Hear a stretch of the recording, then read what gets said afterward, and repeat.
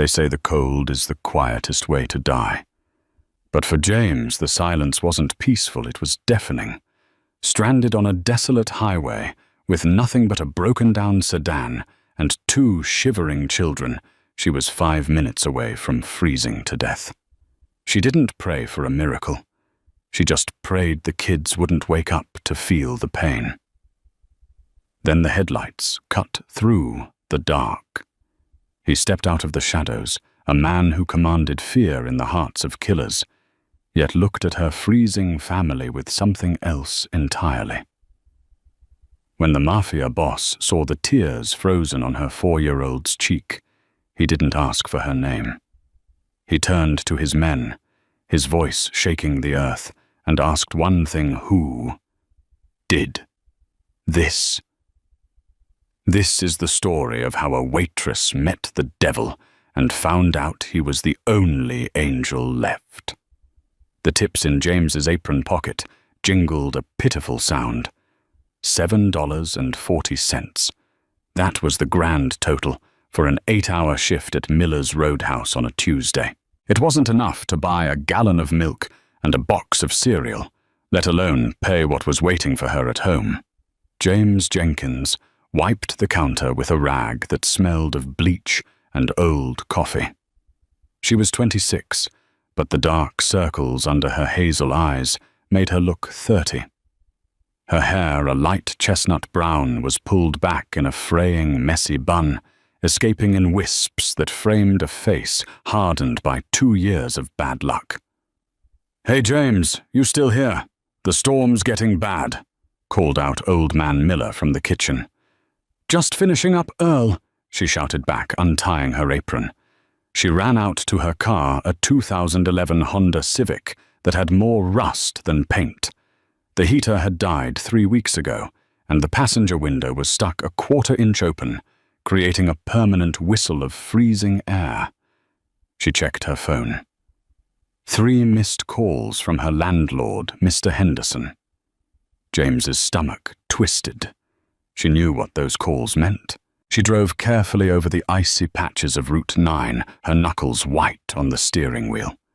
When she pulled into the driveway of the small, dilapidated duplex she rented, her heart stopped. Her belongings weren't inside. A soggy cardboard box sat on the porch snow. A black garbage bag was next to it. The lock on the front door had been changed. The shiny brass knob mocked the peeling paint of the doorframe. She scrambled out of the car, slipping on the ice. "No," she whispered. "No, no, no." She pounded on the door. "Mr. Henderson. Please, I have the money coming next week. Mr. Henderson." The door opened, but only as far as the security chain allowed. A face peered out. Not Henderson, but a hired heavy. A guy with a neck tattoo and eyes devoid of sympathy. "Henderson sold the building this morning," the man grunted. "New management wants the place gutted. You're out. It's 10 degrees below zero." James screamed, the wind whipping her hair into her face. "I have 2 children at the babysitter. You can't do this. Read the lease. Month to month. 30 days notice was given. You just didn't read the mail." The door slammed shut. The bolt clicked. James stood there, the snow beginning to fall harder, turning into white sheets that blurred the world. She had missed the notice, how between double shifts and taking care of Leo and Mia. She barely slept, let alone read mail. Panic, cold and sharp, set in. She grabbed the garbage bag, clothes mostly, and threw it in the back seat. She had to get the kids. Picking up Leo 7 and Mia 4 from the neighbor's house was a blur of shame. She couldn't tell Mrs. Gable she was homeless. She just smiled, thanked her, and buckled the kids into the freezing car. "Mommy, it's cold," Mia whimpered, clutching her worn-out teddy bear. "I know, baby. We're going on an adventure." James lied, her voice trembling. "We're going to a hotel, a fancy one." "With a pool?"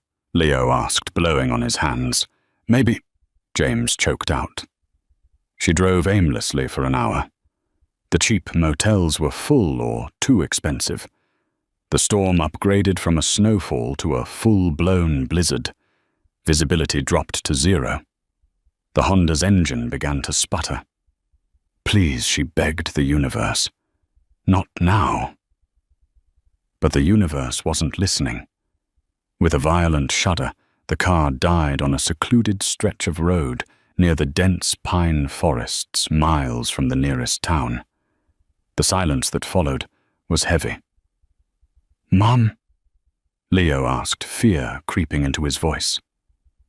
"It's okay," James said, unbuckling her seatbelt.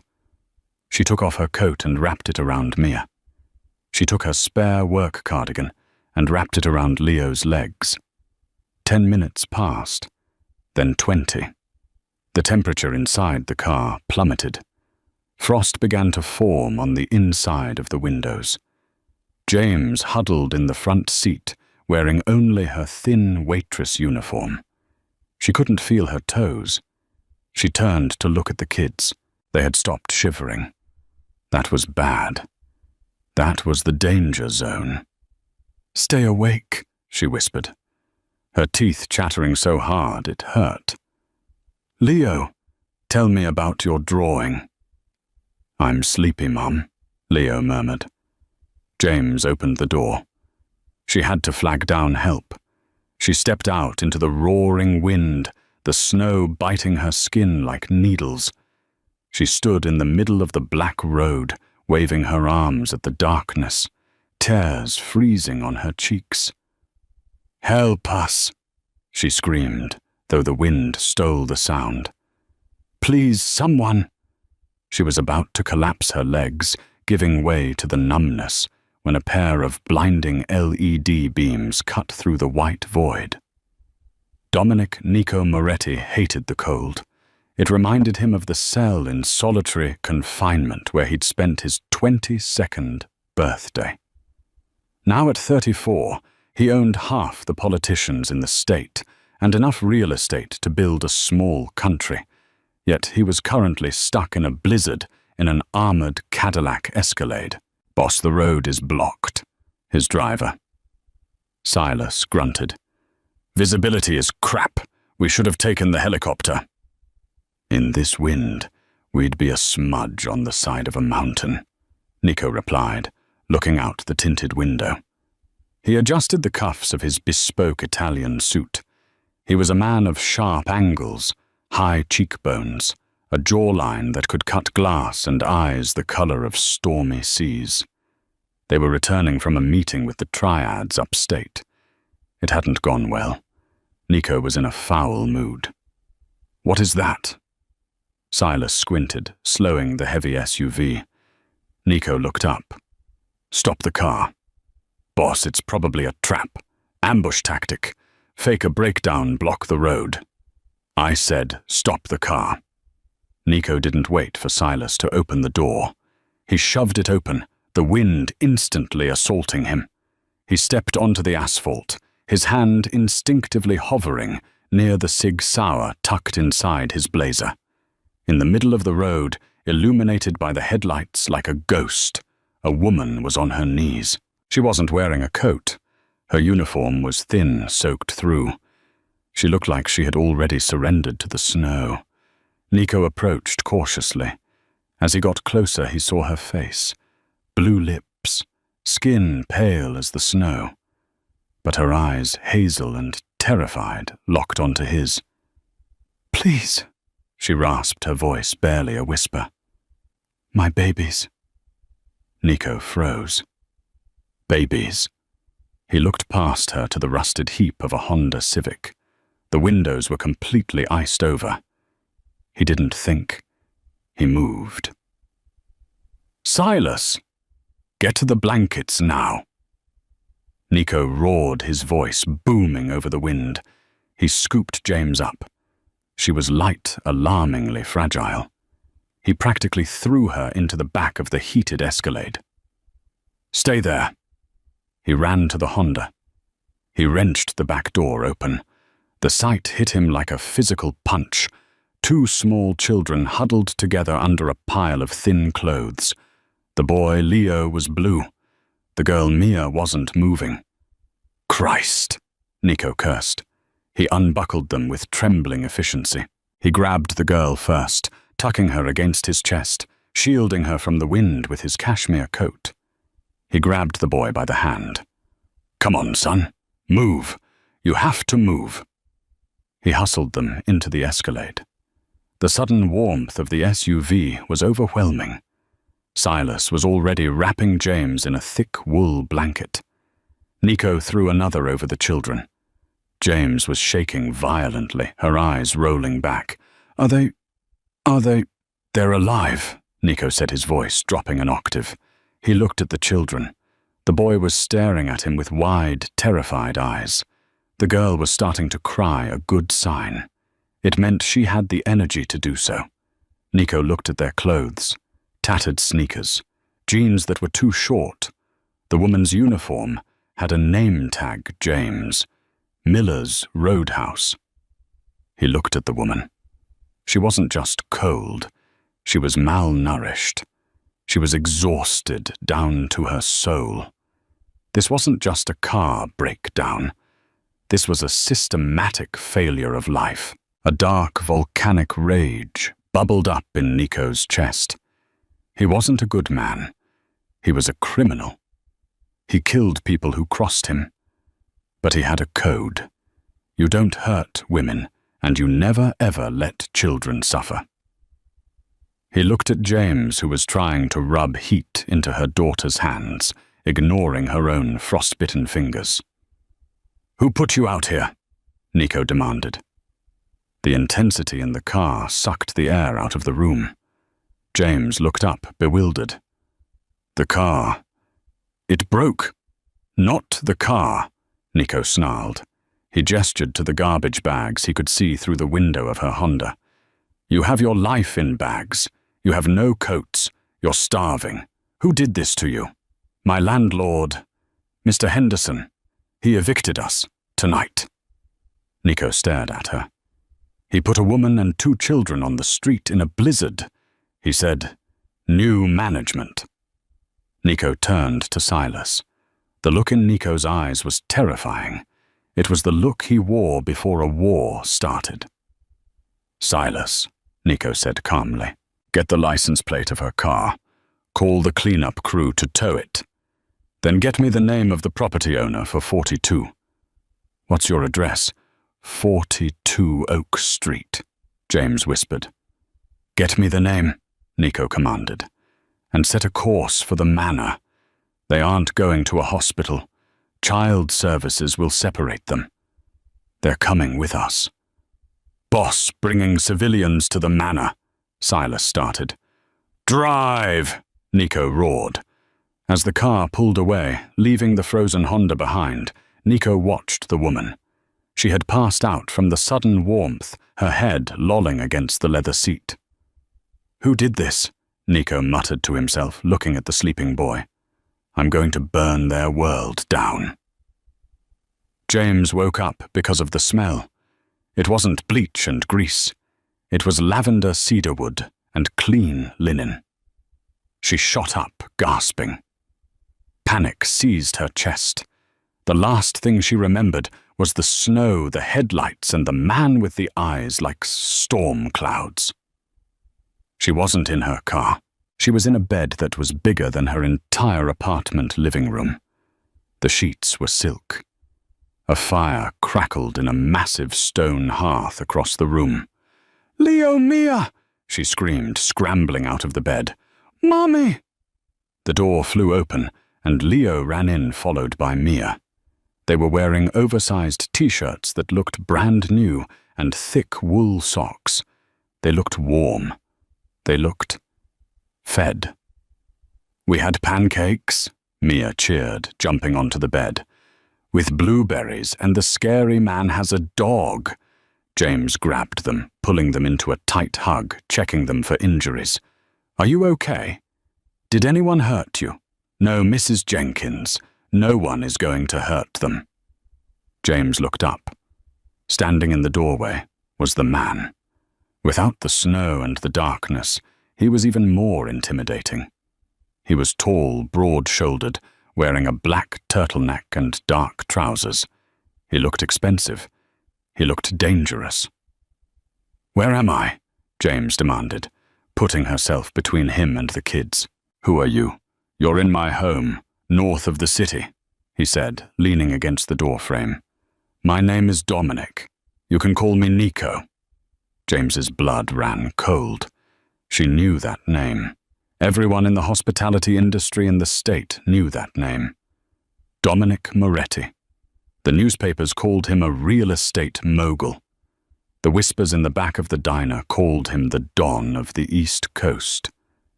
"Moretti," she whispered. His eyes narrowed slightly. "I see my reputation precedes me." "I need to leave," James said, standing up. Her legs wobbled. "Thank you for saving us. But we have to go." "Go where?" Nico asked, walking into the room. He moved with the silent grace of a predator. "To your car that's dead. To the apartment you were evicted from. To the street." "That's none of your business," James snapped. "It became my business when I had to thaw your daughter out of a block of ice."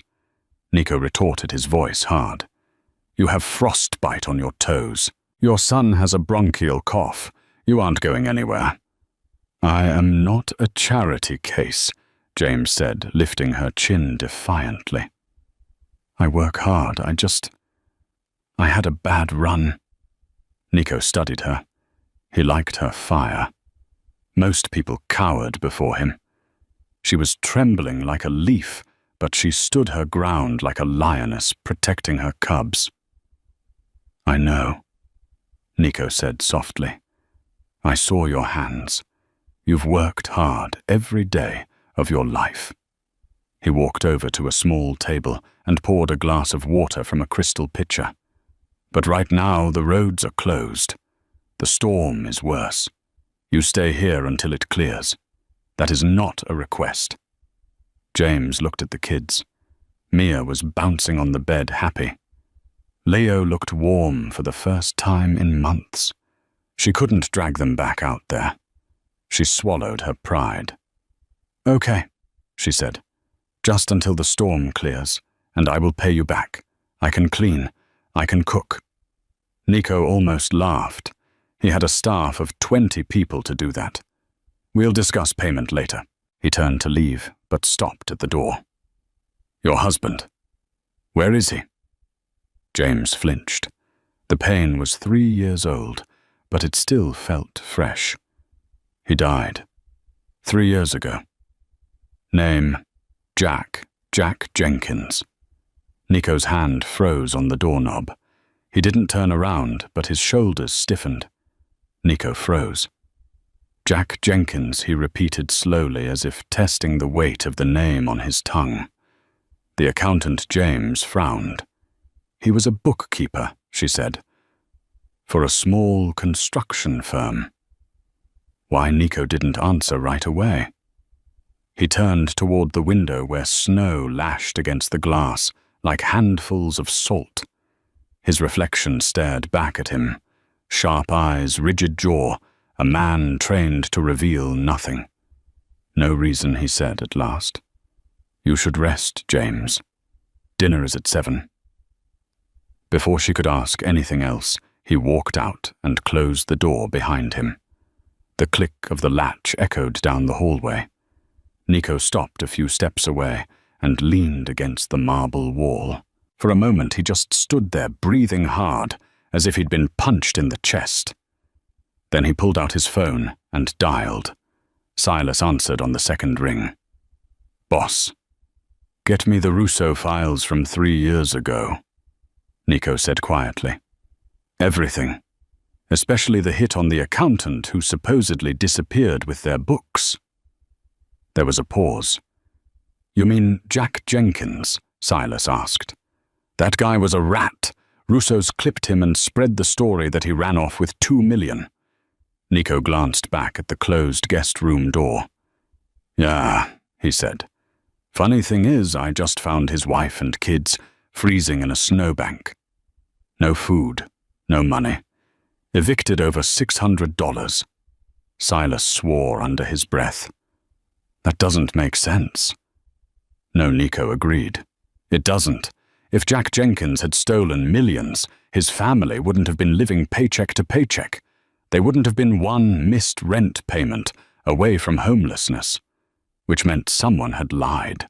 And if the Russos find out they're here?" Silas asked. Nico's voice hardened. "Then this storm will be the least of our problems." He ended the call and slid the phone into his pocket. The hallway stretched endlessly in both directions, lined with portraits of long-dead Morettis who had ruled with bullets and bribes. Nico had grown up under those eyes. He knew what happened to people who became inconvenient. He had planned to help James give her some cash and send her back to whatever life she had left. That plan was gone. Now he was standing on the edge of a war he thought had ended years ago. He entered his study and locked the door behind him. The room smelled of old books and polished leather. He opened a drawer in his desk and took out a heavy black pistol. He checked the chamber. Loaded. "Who did this?" he murmured. The answer came easily. The Russos. And this time, they were going to pay.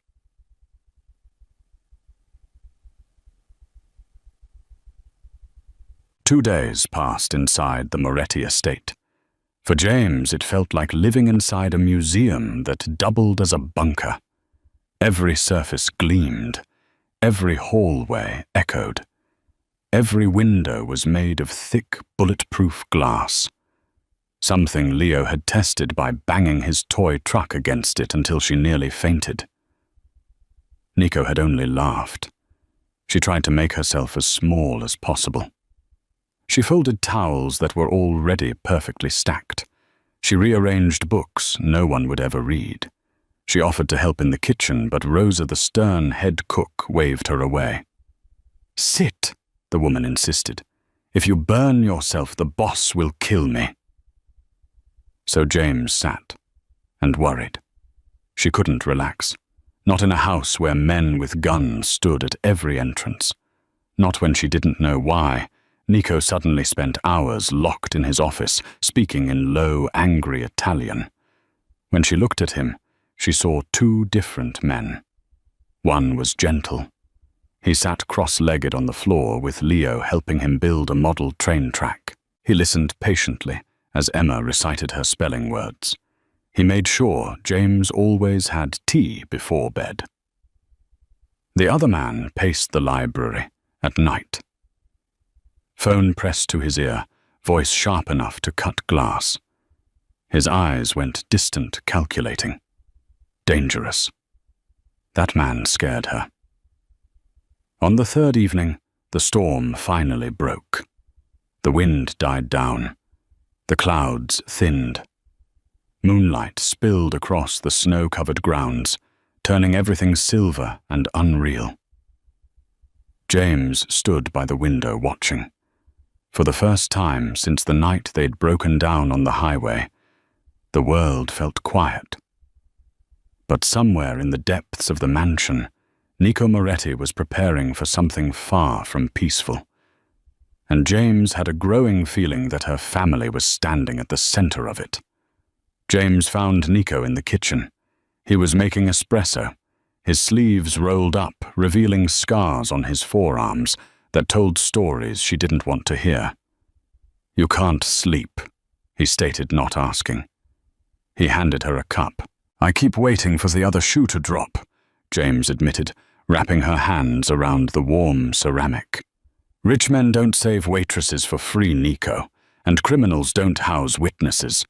Nico leaned against the marble island, crossing his arms. "I told you, you aren't a witness. You're a guest." "My husband," James said, her voice shaking slightly. "You asked about Jack. You knew him." Nico's expression darkened. I knew of him. He worked for the Russo family. They run the shipping yards down in the harbor. He was just an accountant, James insisted. He did taxes, payroll. He didn't know about the other stuff. James, Nico said, gently stepping closer. The Russos claimed Jack stole $2 million in bonds before he died. That's why they killed him. They made it look like a car accident, but it was a hit.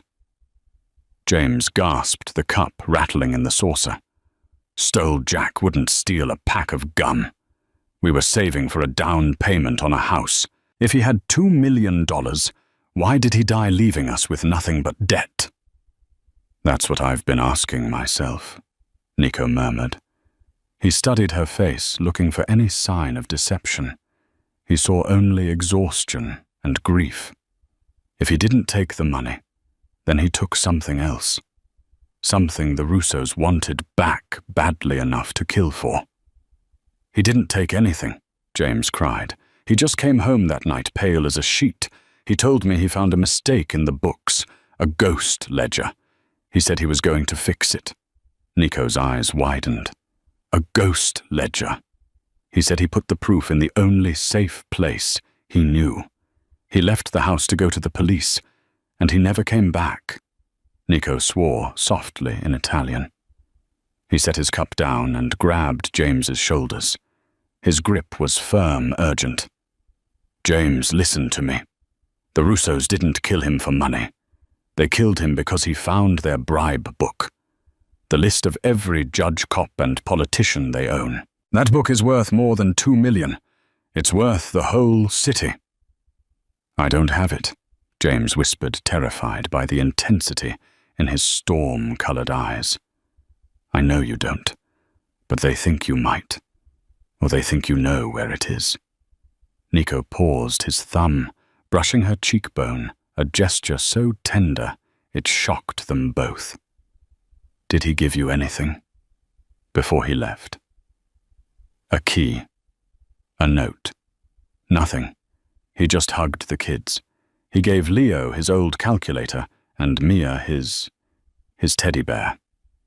Nico froze. The bear. The one the girl carries everywhere. Yes, it was Jack's when he was a baby. He called it Mr. Penny. Nico turned and ran toward the living room. James chased after him. Nico, what are you doing?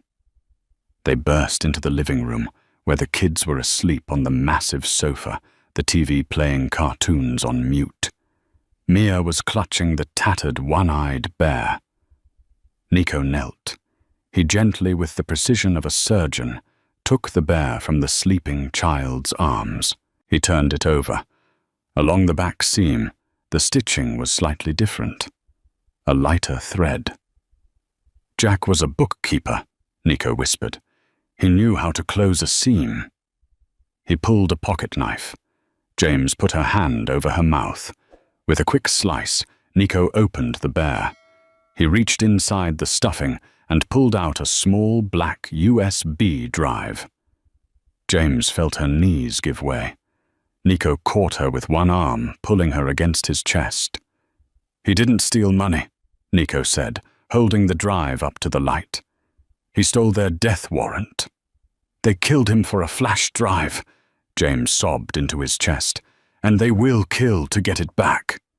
Nico said, his voice turning into that low, dangerous growl. Silas.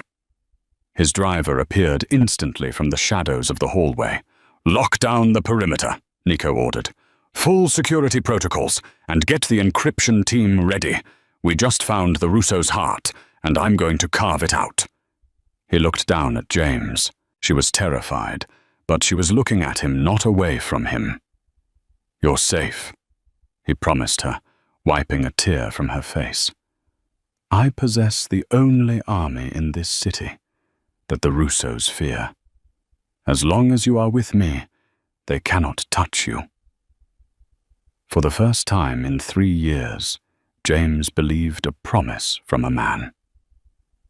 But as she looked at the USB drive, She realized the blizzard outside was nothing compared to the storm that was coming for them. The peace of the manor was shattered at 3 a.m. It wasn't a loud noise. It was the specific rhythmic thud-thud-thud of silenced rounds hitting the exterior walls. Nico was in James's room before she even fully woke up. He was dressed in tactical gear, black vest holsters, boots. He looked like a soldier of war. "Up!" he commanded. "Now!" James scrambled out of bed, grabbing her robe. "What? What is it? They found us. How? It doesn't matter how. Get the children." James ran into the adjoining room. Leo and Mia were groggy, confused. "Mummy, we're playing a game," James said, her voice high and tight. "We have to hide, like hide and seek, quiet as mice." Nico was there, lifting Mia into his left arm, while keeping his right hand free near his hip. "Follow me. Do not stop. Do not look out the windows." They moved into the hallway. The house was alive with activity. Men in suits were running past them, carrying assault rifles. The sound of glass shattering echoed from the downstairs foyer. "They breached the front gate," Silas reported, appearing at the top of the stairs, blood trickling from a cut on his forehead. "It's a hit squad. Maybe 20 of them. Heavily armed." "Get them to the vault," Nico ordered. "I'll hold the hallway." "Nico, no!" James screamed, grabbing his arm. Nico stopped. The chaos of the gunfight roared downstairs, shouts, automatic fire, the crashing of expensive furniture. But in that hallway, time seemed to suspend. Nico looked at James. He saw the waitress who had stood in the snow to save her kids. He saw the woman who had invaded his cold, empty life and filled it with the smell of cheap shampoo and courage. "Go with Silas," Nico said, pressing his forehead against hers for a split second. "I have to finish this. If they get past me, they get to you, and I will burn in hell before I let that happen."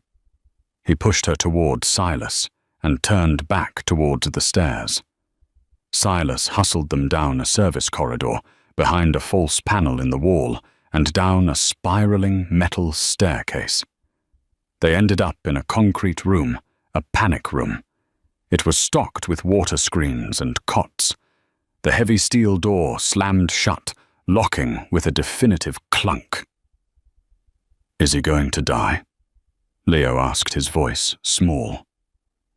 "No," Silas said, checking the monitors on the wall. "The boss doesn't die. He's the one who does the killing." James stared at the screens. They showed black and white feeds of the house. She saw the intruders' men in ski masks moving through the kitchen, the living room. And she saw Nico. He wasn't hiding. He was hunting. She watched on the grainy screen as Nico moved through the shadows of his own home. He was terrifyingly efficient. He engaged 3 men in the library. It wasn't like the movies. It was fast, brutal, and over in seconds. James covered Leo's eyes, but she couldn't look away. "He's protecting us," Mia whispered, hugging Mr. Penny, unaware that the bear had caused all of this. "Yes, baby," James wept. "He is." Suddenly, the feed in the hallway cut to static. Then the living room feed died. One by one, the cameras were being shot out. "They're blinding us," Silas muttered, drawing his weapon and aiming it at the panic room door. "Stay behind me." Silence fell over the room.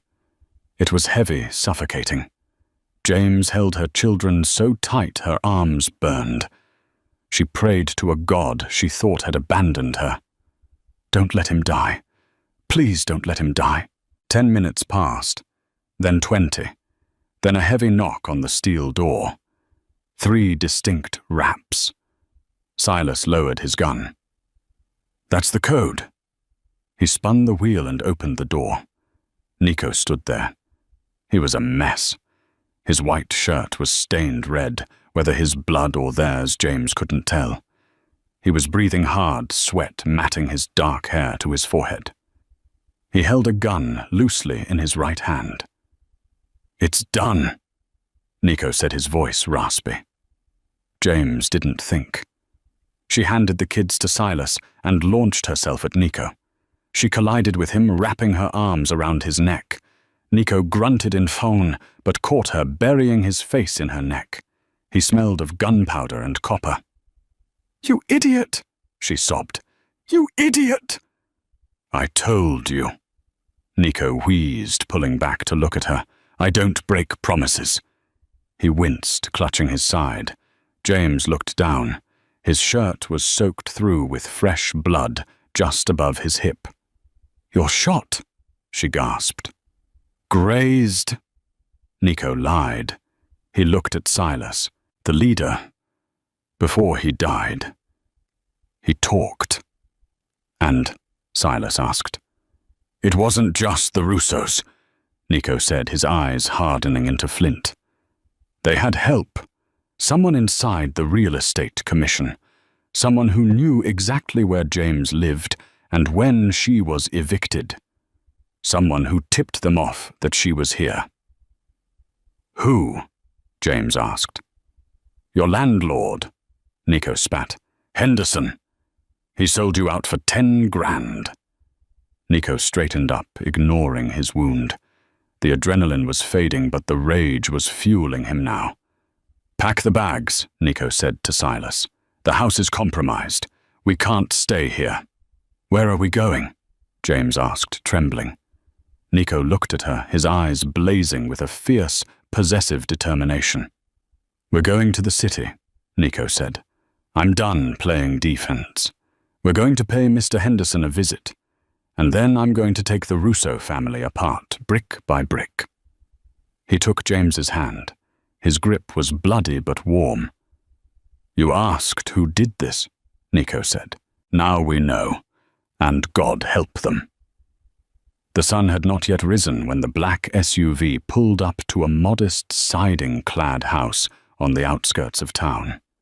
It was the home of Mr. Henderson, the landlord who had evicted James into a blizzard. Nico sat in the back, a fresh bandage wrapped tightly around his waist beneath his shirt. The pain was sharp, grounding him. James sat next to him, her face pale, but her jaw set in a line of grim determination. The children were safe with trusted guards at a secondary location, a penthouse in the city that Nico owned under a shell corporation. "You don't have to go in," Nico said, checking the slide of his pistol. "I can handle Henderson." "No," James said, her voice steady. He looked me in the eye and told me it was new management. He watched me buckle my children into a broken car in freezing weather. "I need to see him." Nico nodded. He admired her steel. "Stay behind me." Silas kicked the front door in. The wood splintered with a deafening crack. Mr. Henderson was in his bathrobe, sitting at his kitchen table, counting a stack of cash. He jumped up, scattering $100 bills across the linoleum. "What? Who's there?" Henderson shrieked. When he saw Nico, the blood drained from his face. He knew who Dominic Moretti was. Everyone did. But when he saw James stepping out from behind Nico, his eyes bulged. "Mrs. Jenkins," he stammered. I thought—" "You thought we froze?" James asked, stepping forward. The rage she had been suppressing for days finally boiled over. "You thought we'd be dead by morning and you could spend your blood money in peace.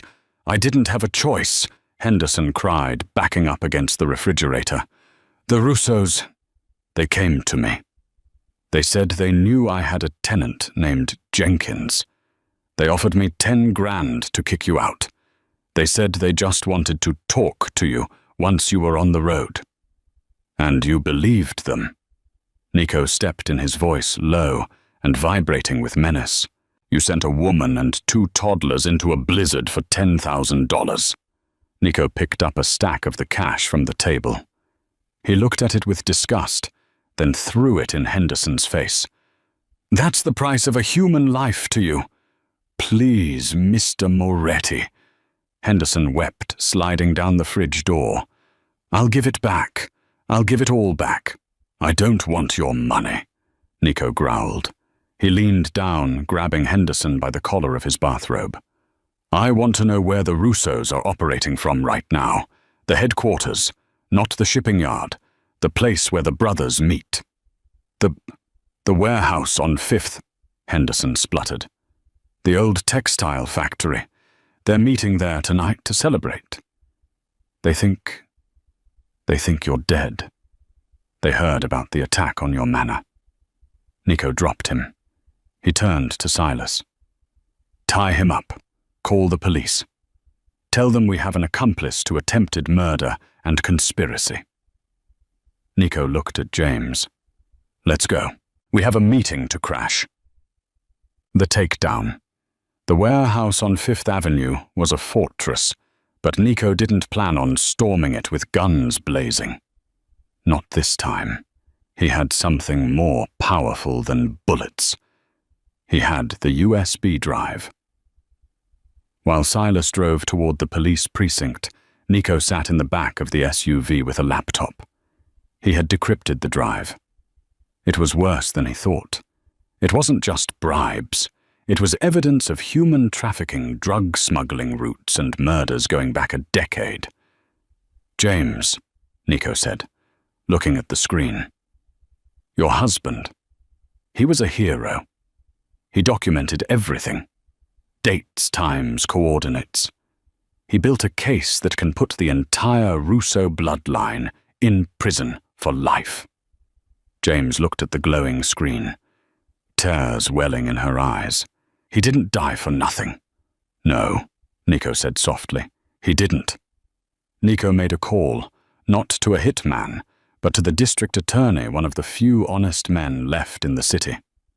This is Moretti, Nico said into the phone. I'm sending you a file. It's the Russo ledger. I want warrants issued within the hour. And I want the SWAT team at the textile factory on 5th. I'll be waiting for you there. He hung up. You're calling the police? James asked, shocked. I thought you were a criminal, Nico smirked. I am. But the Russos broke the rules. They touched civilians. They touched children. In my world, that makes them garbage. And sometimes you let the law take out the trash. An hour later, James and Nico watched from the safety of the SUV, parked a block away, as armored trucks surrounded the warehouse. They watched as flashbangs illuminated the night. They watched as the Russo brothers, men who had terrorized the city for 20 years, were dragged out in handcuffs, shouting and cursing. Nico watched with cold satisfaction. James watched with a sense of immense, crushing relief. It's over, she whispered. Nico took her hand. The danger is over. But we still have things to settle. The silence in the back of the armored Cadillac on the drive back from the warehouse was different from the silence in the blizzard. That first silence had been cold, filled with the dread of death. This silence was heavy, thick with the adrenaline crash of survival. James sat next to Nico, her hand trembling slightly in her lap. The flashing lights of the police cruisers were miles behind them now. The Russo brothers were in cuffs. The corrupt landlord Henderson was singing like a canary in an interrogation room. The ghost ledger that Jack had died to protect was now the nail in the coffin of an empire. It was over. Nico stared out the window, watching the city lights blur. He looked exhausted. The invincibility he wore like a suit of armor had cracked, revealing a man who had been carrying the weight of a war for far too long. James reached out her fingers, brushing against his bruised knuckles. He didn't pull away. Instead, he turned his hand over, interlacing his fingers with hers. His grip was tight, desperate, as if she were the only thing tethering him to the earth. It's done, he murmured, his voice rough. Is it James asked softly. The Russos are gone. But what happens now? Nico didn't answer immediately. He looked at her, his dark eyes searching her face. Now, he said slowly, you are free. No one is hunting you. No debts. No threats. The word free hung in the air between them, tasting bitter. James looked away. Freedom meant she could go back to her life, but she didn't have a life to go back to. And looking at the sharp, handsome profile of the man beside her, she realized with a terrifying jolt that she didn't want a life that didn't include him. 2 weeks later, the transition from target to civilian was harder than James expected. The Moretti estate, once a fortress under siege, had returned to its quiet, imposing grandeur. The broken windows were replaced. The security teams retreated to the perimeter, invisible ghosts guarding the gates. James and the children were still living in the guest wing, but the dynamic had shifted. The urgency was gone, replaced by a polite, aching distance. Nico was busy. He spent his days in meetings with lawyers, liquidating the assets he had seized from the Russos, ensuring that the reward money for Jack's evidence, a staggering $2 million, was deposited cleanly into a trust for Leo and Mia. He was being perfect. He was being a gentleman. And it was breaking James's heart. She found him late one Tuesday night in the library. The fire was dying in the hearth, casting long, dancing shadows across the rows of leather-bound books. He was pouring a glass of amber whiskey, his tie undone, his posture slumped. Silas says the papers are ready, James said from the doorway. Nico straightened up, masking his exhaustion instantly. He turned, forcing a small, polite smile. Yes, the trust fund is active, and I've had my real estate team scout 3 properties for you. Safe neighborhoods, good schools, fully paid off. James walked into the room. She was wearing a simple silk robe he had bought for her hair loose around her shoulders. You've planned everything out? It's the least I can do, Nico said, taking a sip of his drink. He didn't look at her. Jack was a hero. You deserve a fresh start, a normal life, far away from all of this. He gestured vaguely to the room to himself. Normal, James repeated. She walked closer until she was standing just on the other side of the heavy oak desk. Is that what you think? I want to take the money and run. It's what you should want, Nico said, his voice hardening slightly. James, look at me. Look at my life. I have enemies. I have blood on my hands. I solved your problem with violence because that is the only language I speak. You are a mother. You need PTA meetings and soccer practice, not armed guards and panic rooms. You think I'm fragile? She accused, her voice rising. No. Nico snapped, slamming his glass down. The sound echoed like a gunshot. I think you are the strongest thing I have ever met. But you are light, James, and I am not. He walked around the desk, closing the distance between them, his expression tortured. These past weeks, he whispered, having you here, hearing Leo laugh in the hallway, watching Mia try to braid Silas's hair, waking up knowing you were safe under my roof. It was the only peace I have ever known. Then why are you pushing us away? James asked, tears pricking her eyes. Because I will ruin you, Nico said. The confession ripped from his throat. Eventually, the darkness of my world will touch you, and I couldn't survive that. It's better if you go now, while you can. He turned away, unable to look at her. He was giving her the out. He was opening the cage door. James stared at his broad back. She thought about the waitress she used to be scared, passive, letting life happen to her, letting landlords kick her out, letting the cold win. She wasn't that woman anymore. Nico had taught her to fight. "No," James said. Nico froze. "What? No," she repeated, stepping closer. "I'm not going anywhere." She reached out and grabbed his arm, spinning him around. He looked shocked, his defenses crumbling. "You don't get to decide what I need, Dominic Moretti," she said fiercely. "You talk about your darkness, who pulled us out of the snow, who held my daughter when she was freezing, who treated my son like a man, not a burden."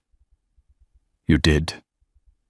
"James, I don't want a normal life if it means being alone," she continued, the tears finally spilling over. "I don't want a house in the suburbs if you aren't in it. You say you're dangerous. Fine. Then keep us safe. But don't you dare tell me I don't belong here." Nico stared at her, his chest heaving. He looked at her as if she were a miracle he didn't believe in. The restraint he had been exercising for weeks snapped. "I warned you," he growled low in his throat. "I'm not scared of you," she whispered. He closed the gap in a single stride. His hands framed her face, his thumbs wiping away the tears. "You should be. Because if you stay, I'm never letting you go. You understand, never." "Good," she breathed. He kissed her then. It wasn't a tentative first kiss. It was a claiming. It was the storm finally breaking. It tasted of whiskey and longing, and the promise of forever. James wrapped her arms around his neck, pulling him closer, melting into the heat of him. For the first time in years, she didn't feel cold. She felt like she was burning. 6 months later, the seasons had turned. The biting winter was a distant memory, replaced by the golden haze of late summer. The backyard of the Moretti estate had been transformed. Where there was once only manicured, austere lawn, there was now chaos, the good kind. A swing set had been erected near the oak tree. A massive inflatable pool sat in the center of the grass, where Leo was currently trying to drown Silas in a water gun fight. Silas, the terrifying enforcer, who could dismantle a pistol in under 10 seconds, was currently soaking wet, feigning defeat as the 7-year-old sprayed him. "Mercy, mercy," Silas yelled, laughing. On the patio, James sat on a lounge chair, a book resting on her lap. She wasn't reading it. She was watching Mia, who was sitting on a picnic blanket, having a very serious tea party with her teddy bear, Mr. Penny, and a golden retriever puppy named Buster. "I think Buster prefers Earl Grey," a voice said. James smiled as Nico sat down on the edge of her chair. He looked different. The sharp edges were still there. He would always be a dangerous man. But the tension was gone. He wore a linen shirt with the sleeves rolled up his face, tanned from spending weekends outside with the kids. "He prefers chewing the saucer." James laughed as the puppy clumsily knocked over a plastic cup. Nico reached over, taking her hand and bringing it to his lips. He kissed her ring finger. It was still bare, but the way he looked at it suggested it wouldn't be for long.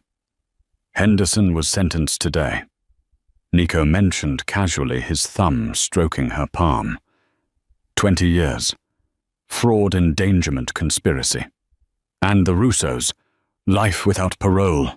The network is dismantled. The city is quiet. James sighed, leaning her head on his shoulder. It feels like a different life.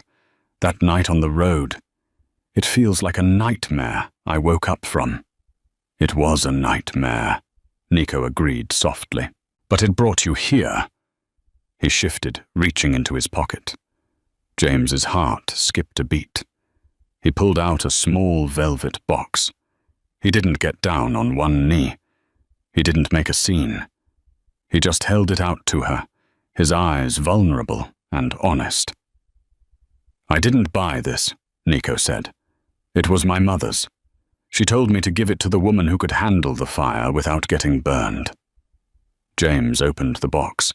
Inside was a vintage diamond ring, intricate and timeless, glowing in the sunlight. "James," Nico said, his voice dropping to that intimate register that made her shiver. "I can't promise you a simple life. I can't promise that the world won't try to test us. But I promise that as long as there is breath in my lungs, no one will ever make you feel cold again. Will you marry me?" James looked at the ring, then at the kids playing in the grass, and finally at the man who had rewritten her destiny. "Yes," she whispered, leaning in to kiss him. "Yes, boss." Nico laughed, sliding the ring onto her finger. It fit perfectly. "Mom! Dad, watch this!" Leo yelled from the pool. They both turned. Dad. Leo had started calling him that a month ago. The first time it happened, Nico had had to leave the room to compose himself. Now, he just grinned. "I'm watching, kid," Nico called out. He wrapped his arm around James, pulling her close. The sun was setting, casting a warm, golden glow over the estate. The blizzard was gone. The ghosts were buried, and the waitress and the Mafia boss sat together in the warmth, watching their family, ready for whatever season came next. From the freezing depths of despair to the warmth of a love that defied all odds, James and Nico proved that family isn't always blood, it's who bleeds for you. What started as a tragedy on a lonely highway became a legend of redemption. Nico Moretti thought he was saving a helpless widow, but in the end, she was the one who saved him. And that brings us to the end of our saga. I want to hear from you guys in the comments. What was your favorite moment? Was it the rescue in the snow, the takedown of the landlord, or that final proposal? Type Team Nico if you think he's the ultimate protector. If this story gave you chills or made you melt, please hit that like button. It really helps the channel grow so I can bring you more epic romances. Don't forget to subscribe and turn on the notification bell so you're the first to know when the next story drops.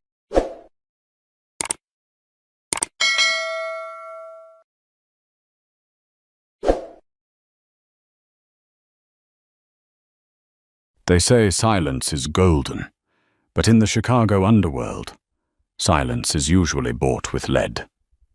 On a rainy Tuesday in November, inside the most exclusive VIP room in the city, Lorenzo Moretti, the man the FBI calls the Teflon Don, asked a trembling waitress a simple question. He expected fear. He expected begging. He expected her to look away. Instead, she looked him dead in the eye and gave an answer that didn't just silence the room. It froze the blood in everyone's veins. That waitress wasn't who she said she was, and that answer, it was the spark that burned the Moretti empire to the ground. This is the story of the dinner that changed everything. The establishment was called the Gilded Lily. It sat on the corner of Rush Street in Chicago, a fortress of limestone and bulletproof glass disguised as a high society jazz club. To the public, it was where politicians and CEOs went to drink scotch that cost more than a Honda Civic. To those in the know, it was the neutral ground for the outfit, the place where business was conducted when the phones were too hot to touch.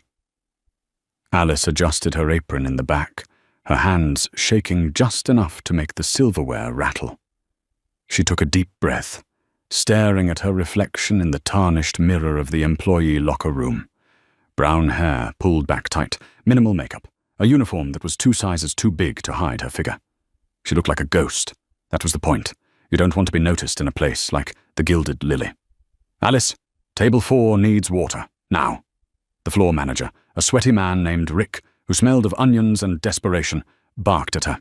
I'm going, Alice whispered, her voice rough. Table 4 wasn't just a table. It was the table. It was located in the velvet sector,